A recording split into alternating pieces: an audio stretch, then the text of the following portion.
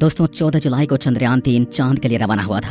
आज उसे करीब 15 दिन से ज्यादा का समय हो चुका है। बहुत ही तेज रफ्तार से चंद्रयान चांद के रास्ते की तरफ बढ़ रहा है। अब आपके दिमाग में सवाल आ रहा होगा कि आखिर चंद्रयान कहां पर पहुंच गया है और इसरो ने चंद्रयान को लेकर क्या खुशखबरी शेयर की है। दरअसल इसरो के बाहुबली रॉकेट ने इसे मात्र 16 मिनट के अंदर ही पृथ्वी के वातावरण से बाहर निकालकर अंतरिक्ष में भेज दिया था। फिर वहां से पृथ्वी के चारों ओर चक्कर काटने लग गया था। पृथ्वी की कक्षा में पहुंचने के बाद इसे आगे के 42 दिन उस भयानक अंतरिक्ष में ही गुजारने हैं।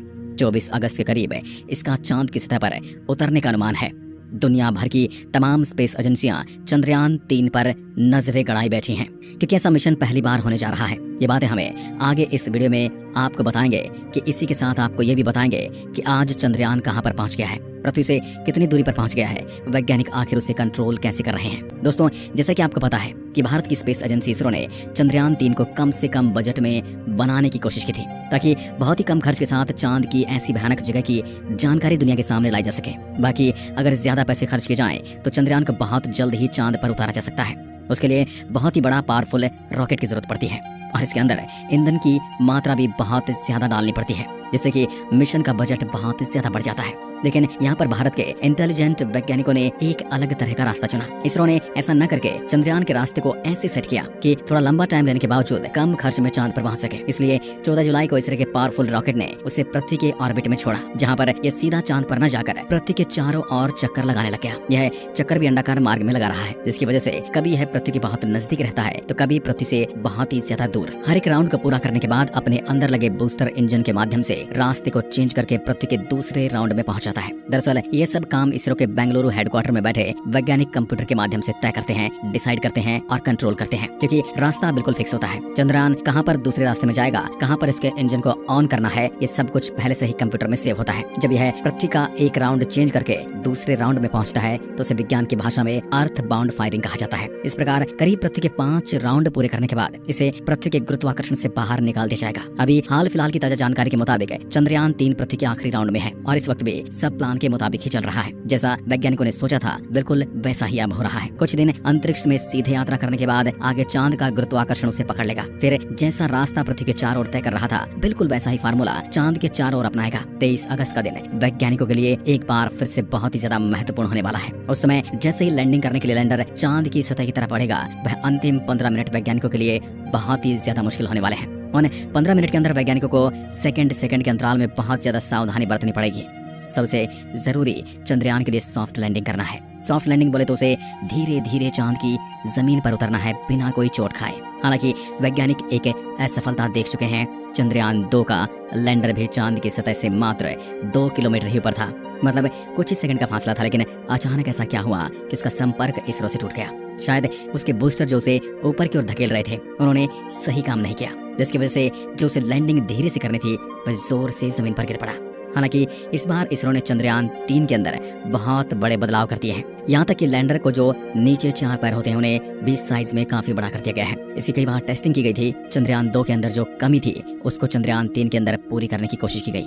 अगर कोई ऐसी घटना होती भी है तो भी चंद्रयान को ज्यादा नुकसान न हो और बाद में उसे सही सलामत संपर्क किया जा सके।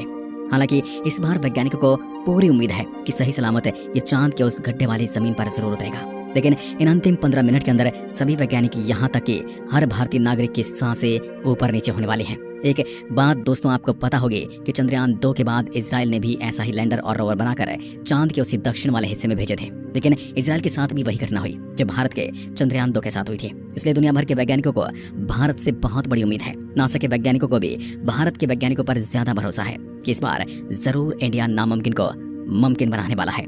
अब दूसरा सवाल ये उठता है कि चंद्रयान-3 भारत के लिए इतना महत्वपूर्ण मिशन क्यों है? आखिरकार ऐसा क्या है चांद पर जो वैज्ञानिक जी जान लगाकर इसके पीछे पड़ गए हैं? दरअसल दोस्तों चांद पर पानी की खोज भारत के चंद्रयान-1 ने की थी। चंद्रयान-1 के साथ एक उपकरण वैज्ञानिकों ने भेजा है, इसे चांद के दक्षिण वाले हिस्से में गिराया गया था। उसने वहां से सिग्नल भेजकर वैज्ञानिकों को बता दिया कि चांद पर बर्फ के रूप में बड़ी मात्रा में पानी है। तभी से ही चांद वैज्ञानिकों के लिए महत्वपूर्ण बना हुआ है और वैसे ही चांद का दक्षिण वाला हिस्सा आज तक दुनिया के अंतरिक्ष एजेंसियों से अनजान है। जैसे भारत ने चांद पर पानी की खोज करके पूरी दुनिया को बता दिया कि हम किसी से कम नहीं, वैसे ही इस बार भारत जिस जगह पर दुनिया का कोई भी देश आज तक सही सलामत नहीं उतर पाया है वहां पर उतरकर दुनिया को बताने वाला है कि इस जगह पर चांद पर कई गहरे राज दफन हैं। चांद के इतिहास में जो उल्का पिंडों के हमले हुए थे वे भी इसी क्षेत्र में ज्यादा हुए थे, क्योंकि चांद के दक्षिण का हिस्सा गड्ढों से ज्यादा भरा हुआ है। जब ऊपर से चांद की सतह की मैपिंग की गई तो कई अजीब चीजों के होने के अनुमान यहाँ पर लगाए जा रहे थे। एक इंटरेस्टिंग बात यह भी है कि चांद के उत्तरी इलाके की तुलना में चांद का दक्षिण ध्रुव का एरिया ज्यादा बड़ा है। वैज्ञानिकों के एक रफ आइडिया के अनुसार चांद के इन गड्ढों में जहां पर सूरज की रोशनी नहीं पहुंची थी वहां पर 100 मिलियन टन बर्फ के रूप में पानी होने का अनुमान है। अगर वहां पर रोवर जाकर दुनिया के वैज्ञानिकों को तस्वीरें भेजकर दिखा देता है तो पूरी दुनिया के वैज्ञानिक भारत के दीवाने हो जाएंगे, और भारत का यह मुसाफिर चांद पर सही सलामत उतर गया तो यह होना पक्का है। इसके अलावा चंद्रमा के दक्षिण ध्रुव में hydrogen, ammonia, methane, sodium, mercury और सिल्वर जैसे मूल्यवान संसाधनों का खजाना मौजूद हो सकता है, जो हमें तब काम आएगा जब हम अंतरिक्ष में मानव बस्ती बसाने की खोज में आगे बढ़ेंगे। अगर हमारी पृथ्वी के इतने नजदीक इतने मूल्यवान खजाने की धातुएं मिल जाती हैं तो आगे हमें दूसरे ग्रहों पर रिसर्च करना हमारे लिए आसान हो जाएगा। चंद्रमा की उस बंजर पड़ी जमीन पर रिसर्च करने के लिए इसरो ने प्रज्ञान रोवर के ऊपर कई सारे ऐसे हाईटेक उपकरण लगाए हैं। इन उपकरणों के माध्यम से वो चांद के अंदरूनी हिस्सों की जानकारी कलेक्ट करके ऑर्बिटर को भेज देगा, और ऑर्बिटर बिल्कुल भी देर न करते हुए सीधे पृथ्वी पर बैठे भारतीय वैज्ञानिकों के पास भेज देगा। इस तरीके से इन आधुनिक उपकरणों के जरिए पूरे चांद को समझ लिया जाएगा। जब यह रोवर चांद पर चलेगा तो इसे कंट्रोल भी यहाँ पर बैठे वैज्ञानिक ही करेंगे। रोवर के माध्यम से वहाँ की क्लियर तस्वीरें भी हम पहली बार देख पाएंगे। यानी चांद हमसे 3,84,000 किलोमीटर दूर है। पृथ्वी से हम केवल उसकी ऊपरी सतह ही देख पाते हैं, लेकिन क्लियर तस्वीरें उतनी दूर से हमारा वह मुसाफिर हमें भेजेगा। उम्मीद करते हैं चंद्रयान 3 जरूर चांद पर सही सलामत उतर जाएगा। आगे इसके बारे में जो भी अपडेट आती रहेगी हम आप तक पहुंचा